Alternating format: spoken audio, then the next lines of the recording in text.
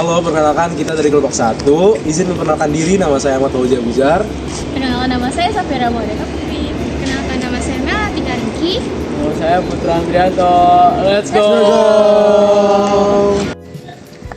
Tahu nggak sih guys, ada kehidupan yang lebih kecil dari semut, yaitu mikroorganisme.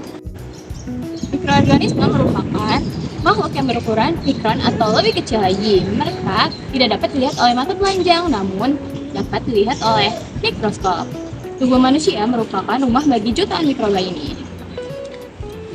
Yuk, sekarang kita kenalan dengan jenis mikroorganisme. Yang pertama itu ada bakteri, yang dimana bakteri itu bersalah satu. Bakteri itu ada juga yang baik dan jahat. Contohnya tuh kayak bakteri baik seperti dia biar bisa ngebantu pencernaan kalian, kayak minum Yakult atau yogurt.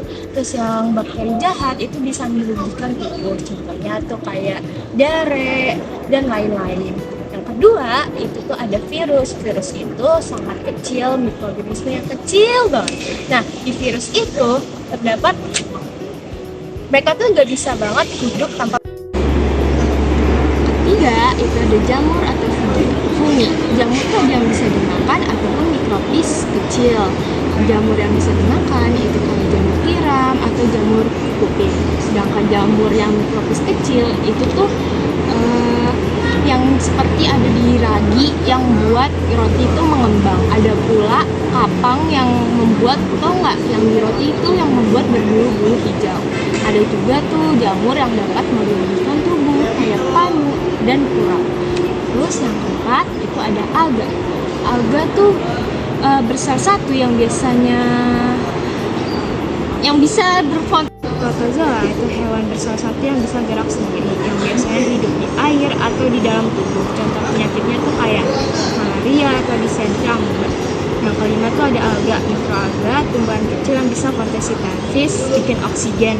Banyak di air, ada yang hijau, coklat, merah, kadang bikin blooming air laut yang jadi merah atau hijau. Yang terakhir tuh ada arke. Arke itu salah satu dari 3 domain kehidupan yang terdiri dari mikroorganisme bersalah tunggal, suka hidup di tempat ekstrim kayak air panas, mendidih, atau danau super air, atau perut sapi yang bikin gas metana. Udah itu aja. Jadi ada beberapa makhluk hidup mikroorganisme nih teman-teman. Contohnya, yang pertama ada fungi yang disebut Aspergillus sp, yaitu jamur yang sering mengontaminasi pada roti tawar. Yang kedua itu ada bakteri yang disebut itu Lactobacillus acidophilus yang bakteri baik pada yogurt. Yang ketiga itu ada virus HIV yang itu virus HIV itu penyebabnya penyebab AIDS, teman-teman. Dan yang keempat di sini ada protozoa yang disebut itu Amoeba proteus, yaitu amoeba air tawar. Yang kelima itu ada alga gangga atau alga. Nah, disebutnya juga Ulva sp atau rumput laut hijau. Yang keenam itu ada Archaea yang disebut juga Mectanochorium sp atau penghasil gas metana. Nah, di sini ada contoh kehidupan kecil dari mikroorganisme, atau di sini ada contoh-contoh makhluk mikroorganisme. Yang utama di sini ada jamur ya teman-teman. Di roti tawar udah expired ini atau sudah kadaluarsa terdapat jamur kapang, terutama dari genus Rhizopus seperti Rhizopus stolonifer. Terus ada Aspergillus fulvus, ada Aspergillus fumigatus, ada Aspergillus niger dan Penicillium. Jamur ini pada roti menyebabkan basi dengan tanda bintik putih. Ini dia bintik-bintik putihnya, dan hijau. Ada juga hitam. Dan mengeluarkan bau yang tidak sedap.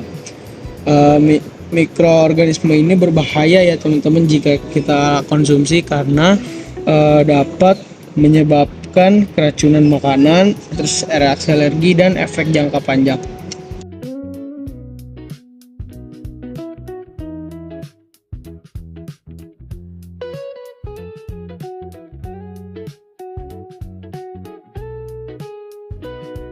Oke guys, sekian dulu buat video pelajaran yang kita buat. Semoga video pelajaran ini memberikan manfaat bagi seluruhnya. Kurang lebihnya mohon maaf. Assalamualaikum warahmatullahi Warahmatullahi wabarakatuh. wabarakatuh.